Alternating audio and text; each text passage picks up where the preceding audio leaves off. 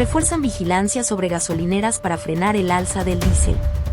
Esquema Tlaxcala servirá de modelo para polos de desarrollo. Proyectan inversión de más de 1 billón de pesos para 2030 en becas educativas. Invierte Federación 1.500 millones en el metro. México alista respuesta ante ONU por desapariciones.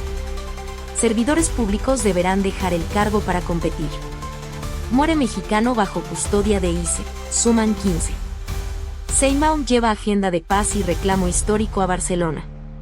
Postura de México se alinea con la del Papa sobre guerra Estados Unidos, Irán. Fallece Felipe Estaiti a los 64 años. Enanitos Verdes pierde al último de sus fundadores. ¿Qué tal escuchas de Corsaro Noticias? Este es el noticiario del lunes 13 de abril de 2026. Entérense, sin tener la vista fija. Refuerzan vigilancia sobre gasolineras para frenar el alza del diésel. La presidenta Claudia Sheinbaum ordenó reforzar el control del precio del diésel ante el repunte internacional del petróleo. El barril superó los $100 y arrastró los costos internos. El gobierno respondió con una intervención directa para evitar un efecto en cadena en la economía. Sheinbaum explicó que sin esta intervención el precio del diésel superaría los 32 pesos por litro. El combustible impacta transporte, logística y precio final de los productos. El control del diésel funciona como contención inflacionaria. Si no estuviéramos interviniendo, el diésel estaría sobre 32, 33 pesos el litro. El barril está sobre 102, 103 dólares, afirmó. La referencia internacional fija el piso del problema. El gobierno intenta fijar el techo político. La Procuraduría Federal del Consumidor activó operativos de verificación en estaciones con precios elevados. El procurador Iván Escalante identificó establecimientos fuera del promedio y anunció recorridos con señalización visible. Vamos a colocar lonas para informar dónde se están volando la barda con los precios, señaló. El mecanismo no es sanción inmediata, es presión pública. El consumidor se convierte en actor de regulación. El gobierno busca estabilizar el diésel en 28 pesos en punto de venta. La estrategia combina monitoreo, exhibición y negociación con el sector gasolinero. También incluye un mapa digital para seguimiento nacional de precios.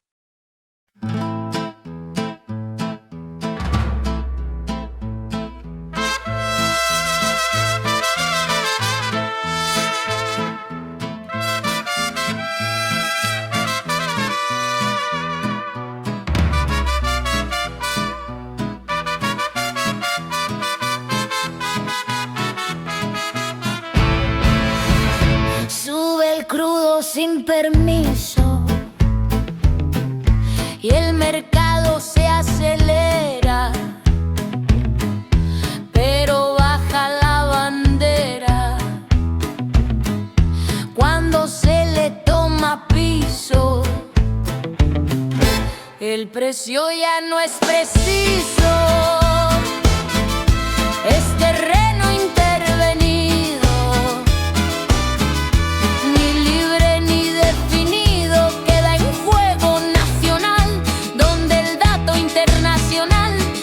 Traduce en contenido. Intervención necesaria para bajarle al bribón. El alza injustificada del diésel para el jalón.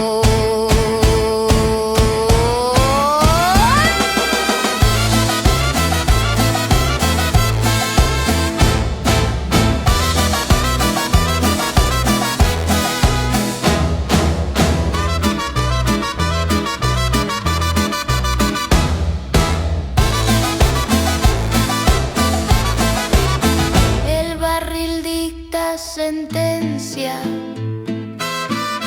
desde lejos sin nación, pero aquí la intervención le responde con presencia. No es mercado, es resistencia.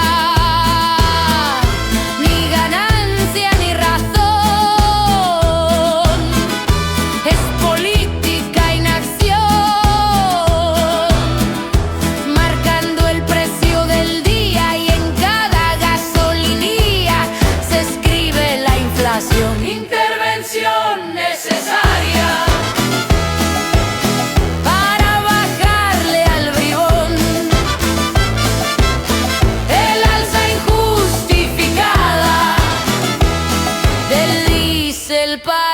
el jalón.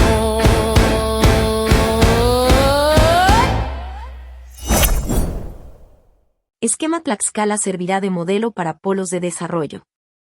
El gobierno federal activó un modelo de desarrollo industrial que coloca al Estado como primer inversionista en la cadena productiva. Claudia Sheinbaum anunció que el esquema aplicado en Huamantla se replicará a nivel nacional como parte del Plan México, con la intención de llevar manufactura a regiones fuera del circuito tradicional. El modelo parte de una intervención directa sobre el territorio. El gobierno urbaniza predios públicos con calles, electricidad, agua, drenaje y plantas de tratamiento.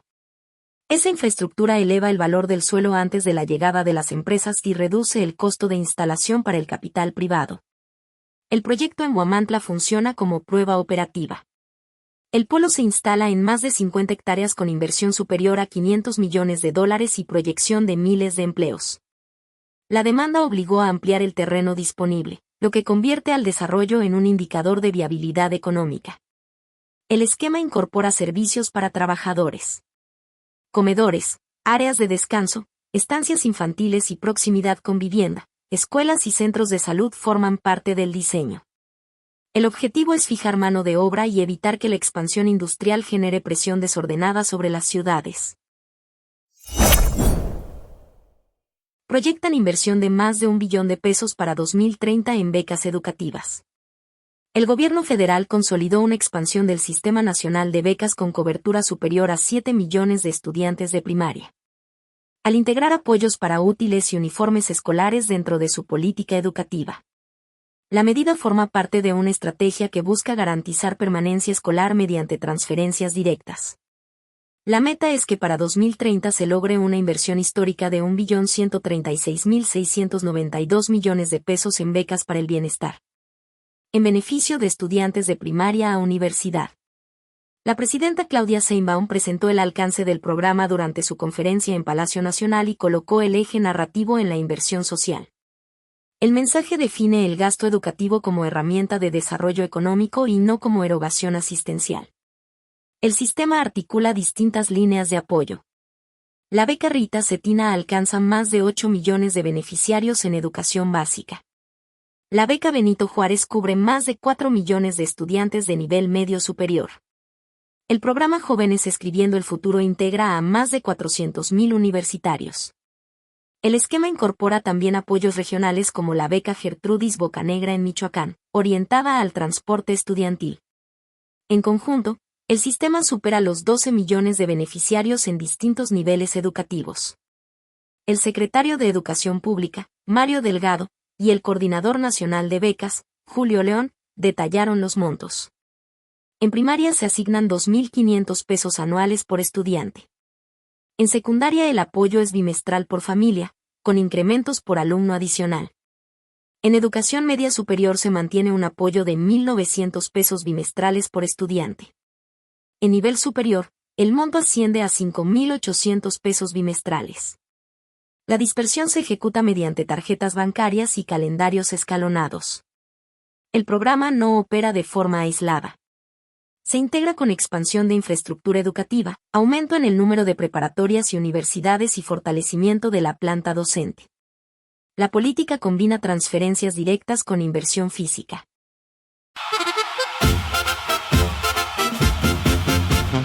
Beca que cae puntual, como pulso del gobierno, dinero que vuelve eterno, el vínculo institucional, la escuela como ritual, sostenido por la mano de un Estado cotidiano que paga para quedarse y al mismo tiempo amarrarse al futuro ciudadano. No es gasto, dicen, es inversión. Fluye el dinero en la educación. Tarjeta en mano, ciclo en pie. El Estado aprende a retener.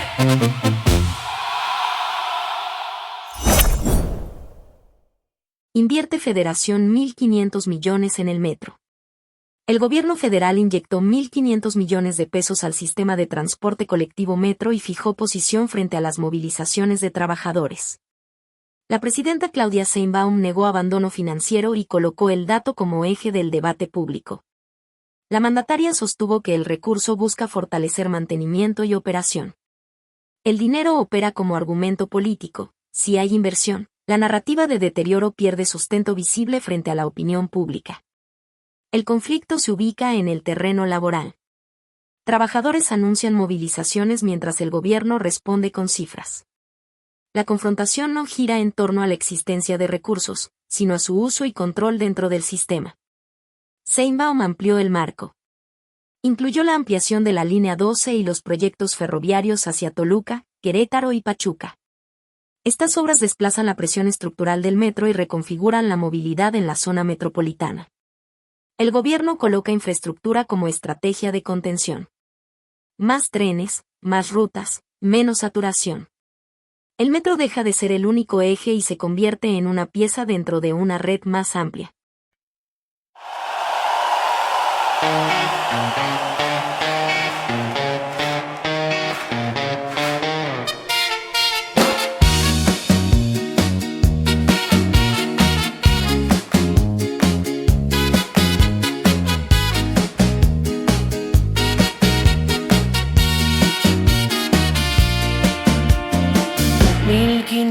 En la mesa, dice el poder sin titubeo, y en los rieles el bloqueo no se borra con promesas.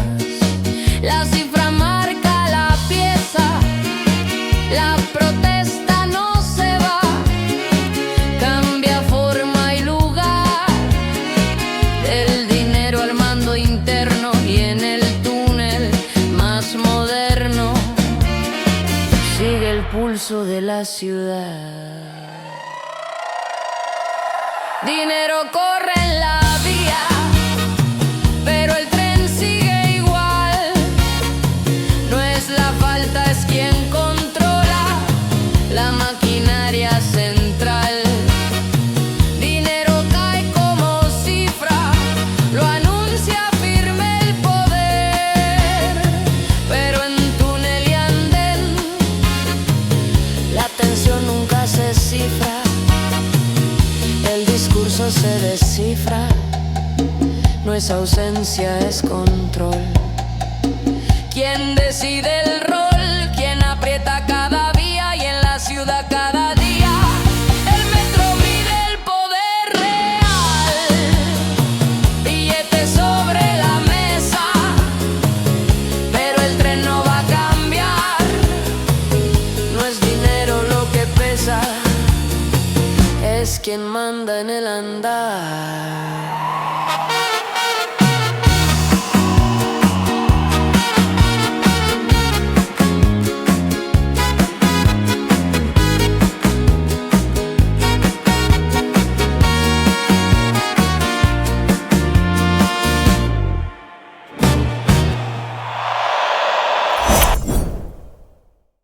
México alista respuesta ante ONU por desapariciones.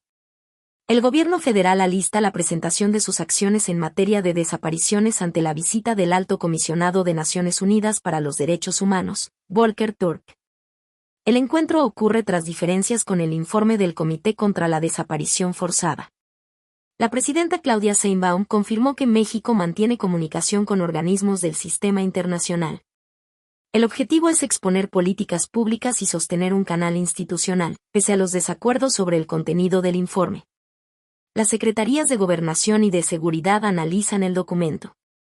El gobierno revisa cada recomendación para construir su respuesta. La mandataria afirmó que se integran argumentos técnicos y jurídicos frente a los señalamientos. El informe incluye propuestas de colaboración. El gobierno identifica áreas donde podría haber coordinación. El proceso implica evaluar el marco legal vigente, los mecanismos de búsqueda y la articulación entre autoridades. La Administración Federal planteará las acciones dirigidas a familiares de personas desaparecidas. La estrategia incluye búsqueda, acompañamiento institucional y ajustes normativos. El eje es atención integral.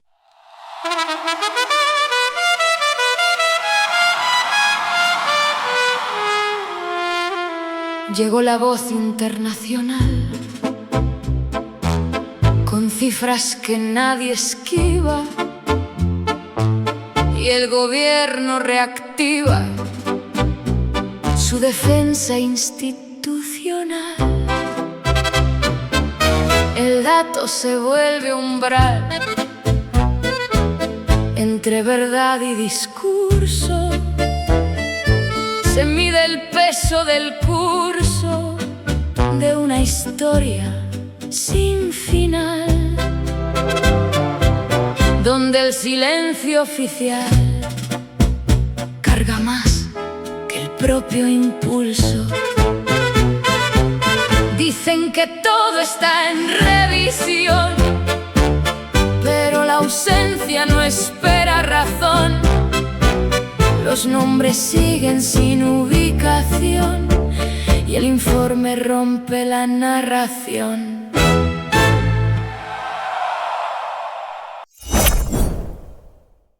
Servidores públicos deberán dejar el cargo para competir. La presidenta Claudia Sheinbaum fijó una regla directa para el sistema político. Los servidores públicos que busquen una candidatura deberán dejar su cargo antes de iniciar actividades partidistas. La disposición aplica en todos los niveles de gobierno y marca una frontera entre función institucional y competencia electoral. Sheinbaum sostuvo que no existe compatibilidad entre ejercer un cargo público y desarrollar campaña.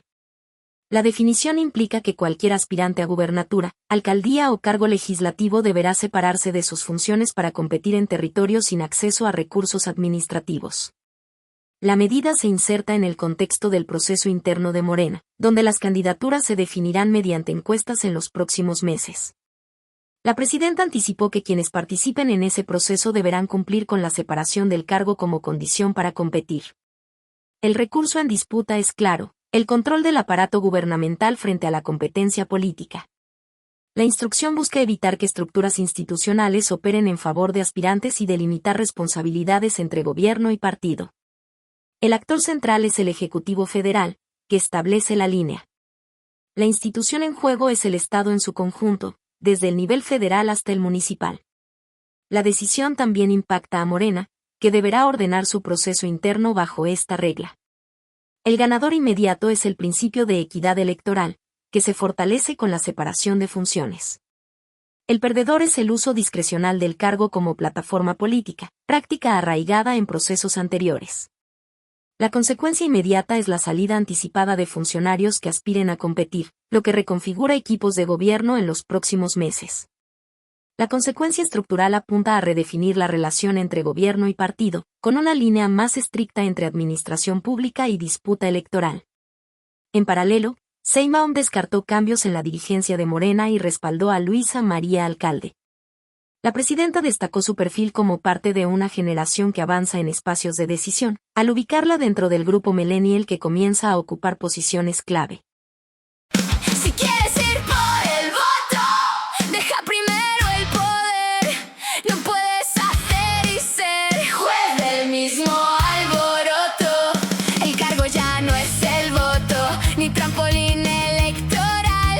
La regla corta el canal del recurso disfrazado y deja el juego marcado con un piso más igual. Deja el escritorio, sal al territorio. El poder no juega doble, ni gobierna en dos historias.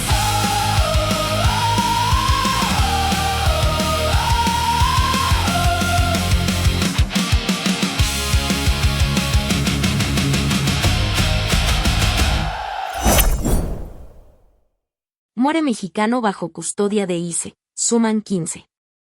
Alejandro Cabrera Clemente murió el 11 de abril de 2026 en el Centro Correccional Wynn, en Luisiana, bajo custodia del Servicio de Inmigración y Control de Aduanas. Personal del centro lo encontró inconsciente y lo trasladó a un hospital, donde confirmaron su fallecimiento. El hecho activó un protocolo inmediato de la Secretaría de Relaciones Exteriores. El consulado en Nueva Orleans recibió la notificación y coordinó acciones con Atlanta. México entró al caso desde la vía consular y jurídica. El expediente migratorio ubica a Cabrera Clemente como residente irregular desde hace más de 2 décadas. Las autoridades lo detuvieron en Tennessee en enero de 2026 y lo trasladaron a Luisiana 5 días después. Permanecía en espera de deportación. El ICE incorporó antecedentes administrativos y penales en su registro. Ese dato sostuvo la lógica de detención del sistema. La condición jurídica no altera el eje del conflicto, la muerte bajo custodia estatal. La Cancillería colocó el caso en una secuencia documentada. Entre 2025 y abril de 2026, al menos 15 mexicanos murieron bajo custodia o en operativos vinculados al ICE. El patrón incluye causas médicas, suicidios y eventos violentos. La dispersión geográfica confirma que no se trata de un incidente aislado. Los casos se registran en California, Georgia, Arizona, Texas, Florida y Missouri. El sistema opera en múltiples frentes con resultados similares. El volumen de detenciones presiona la estructura. Más de 177,000 mexicanos han sido detenidos desde enero de 2025. Más de 13,000 permanecen en custodia activa. La saturación impacta servicios médicos y condiciones de estancia. El ICE sostiene que aplica protocolos obligatorios. Evaluaciones en las primeras 12 horas, revisiones en 14 días y acceso a atención de emergencia. La norma formal contrasta con la recurrencia de muertes. México exigió información sobre las circunstancias previas al fallecimiento. La Cancillería abrió comunicación directa con autoridades estadounidenses. El caso se trasladó del ámbito administrativo al diplomático. El gobierno mexicano definió 2 líneas de acción: acompañamiento a la familia y análisis de rutas legales. El expediente se convirtió en posible litigio internacional. La red consular recibió una instrucción operativa inmediata: reforzar las visitas diarias a los centros de detención. El Estado mexicano incrementó su presencia en el campo como mecanismo de contención.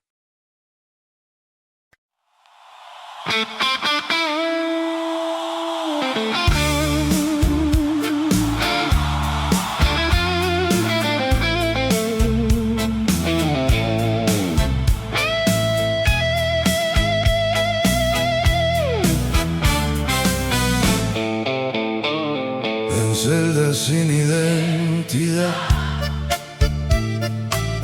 queda el nombre suspendido, registro ya consumido por lógica de autoridad. La ley promete equidad con protocolo en papel, pero en el frío cuartel la vida pierde valor y el sistema sin pudor administra muerte fiel. No hay frontera en el silencio, solo puertas sin final.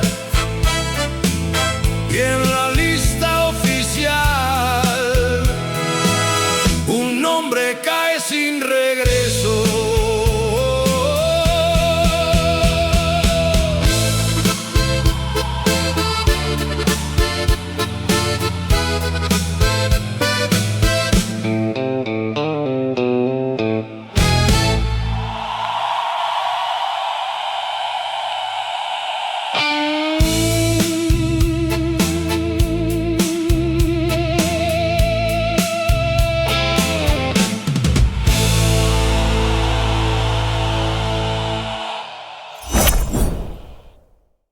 Sheinbaum lleva agenda de paz y reclamo histórico a Barcelona.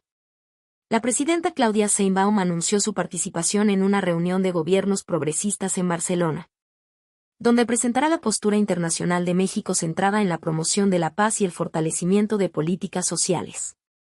El encuentro reunirá a jefes de Estado y representantes de diversas regiones.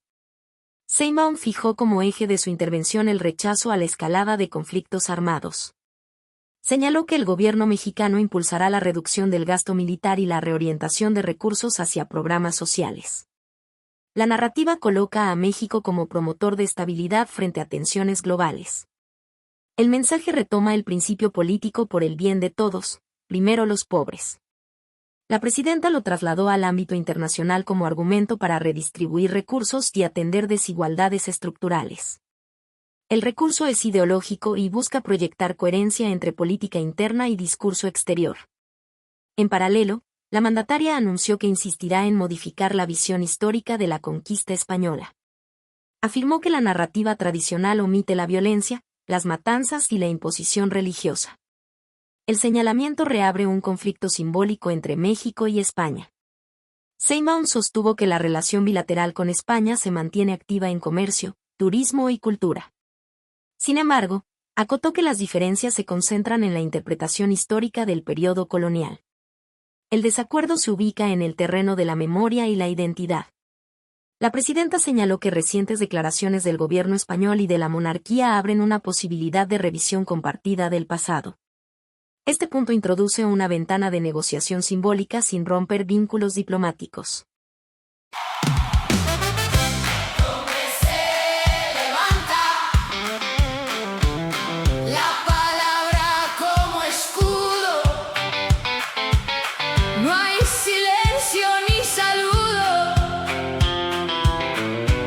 La historia no quebranta, México marca la planta, con memoria y con razón, lleva al centro la cuestión de la guerra y su derroche, y propone en esa noche otro rumbo a la nación.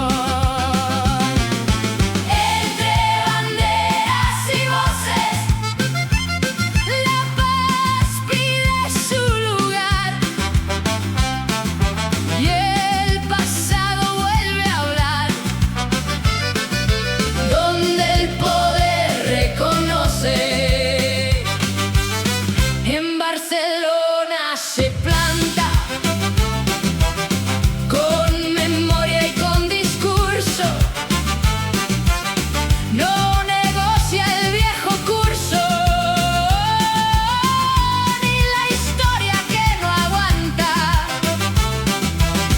La narrativa levanta otro modo de mirar, no se trata de olvidar, ni de cerrar la herida, sino de cambiar la vida desde el pasado al hablar. No es pasado lo que arde, es presente que regresa. La historia cambia de mesa cuando el poder ya no tarde.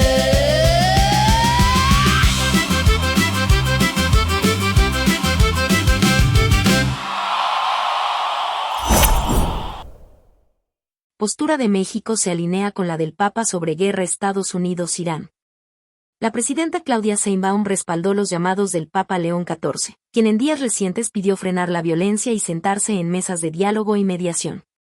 El gobierno mexicano encontró en la voz del Vaticano un refuerzo moral para una posición que, en clave diplomática, le permite condenar la escalada sin entrar en una disputa frontal con Estados Unidos. También fijó la postura del gobierno mexicano frente a la nueva escalada internacional al reiterar que la política exterior del país se rige por la autodeterminación de los pueblos, la no intervención y la solución pacífica de controversias. La definición llegó en un momento de alta tensión, luego del fracaso de contactos entre Estados Unidos e Irán y del endurecimiento de las medidas de Washington sobre el tránsito marítimo vinculado a puertos iraníes. Sheinbaum sostuvo que México seguirá la ruta marcada por la Constitución y mantendrá una posición de respaldo a la paz. La declaración no quedó en el terreno protocolario. Ocurrió mientras el estrecho de Hormuz volvió al centro de la crisis global, con afectaciones al comercio energético y una nueva ola de nerviosismo en los mercados internacionales. Cerca de una quinta parte de los flujos mundiales de petróleo y gas natural licuado pasa por ese corredor, de modo que cualquier restricción altera precios, rutas y expectativas de abasto. El impacto ya se reflejó en el precio del crudo. El Brent superó los $100 por barril y que el West Texas Intermediate avanzó por encima de los $102, en medio del temor a una interrupción prolongada de suministros. En el mercado físico europeo, algunos cargamentos se acercaron incluso a los $150 por barril. Esa presión encarece gasolina, diésel, turbocina y fertilizantes, y arrastra costos a cadenas de transporte, producción y alimentos. Trump confronta al Papa y escala tensión político-religiosa.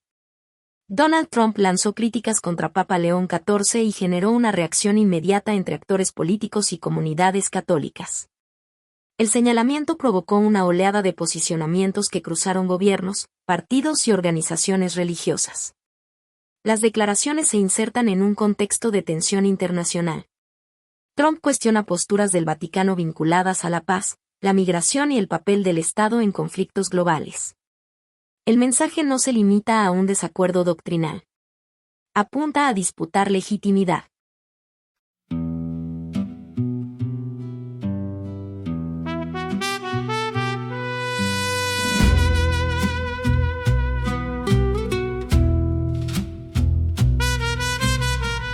El Papa alzó su palabra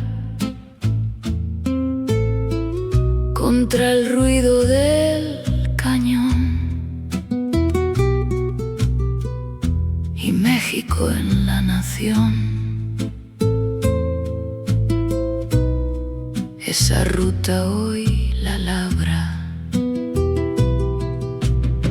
Sheinbaum no cambia la hebra, sostiene firme la ley. Ni guerra dicta el virrey, ni el crudo impone destino. La paz marca el camino, aunque el mundo arda en rey. El Papa pide silencio a la guerra. Sheinbaum sostiene la misma voz. Mientras el mundo se quiebra en petróleo y tensión, dos figuras insisten en frenar la tormenta. Cuando el Golfo se encadena, arde el precio en el barril. La paz deja de ser civil y se vuelve despensa ajena. México traza su escena sin subirse al portaavión, con constitución por guión y el mercado hecho metralla. La guerra no toca la playa, pero sí la combustión. El Papa pide silencio a la guerra. Sheinbaum sostiene la misma voz. Mientras el mundo se quiebra en petróleo y tensión, dos figuras insisten en frenar la tormenta. Hormuz aprieta la garganta del planeta. Washington sube la voz. Teherán cierra el puño. México responde con un viejo principio: no entrar en la guerra, aunque la guerra entre en el precio. El Papa pide silencio a la guerra. Sheinbaum sostiene la misma voz. Mientras el mundo se quiebra en petróleo y tensión, dos figuras insisten en frenar la tormenta.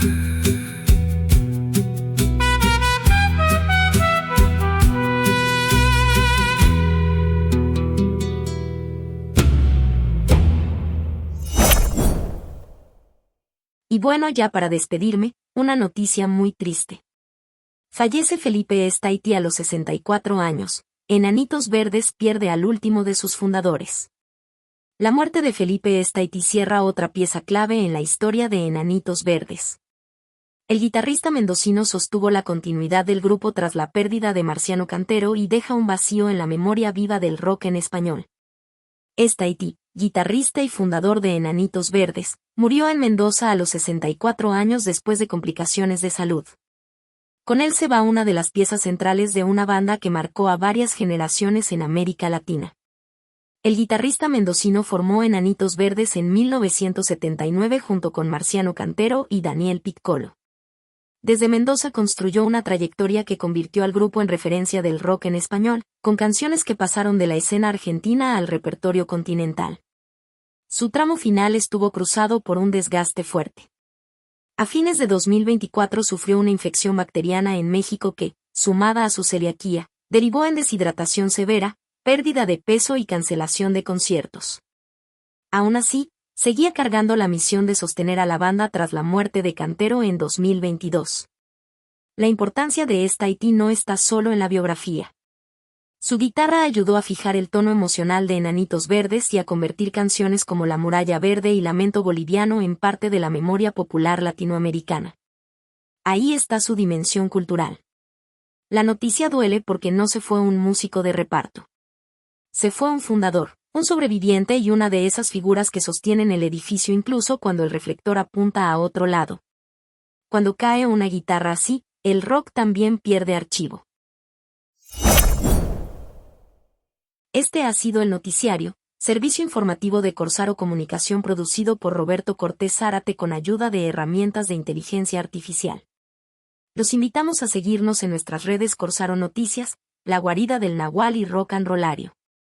Hasta la próxima. Corsaro Noticias.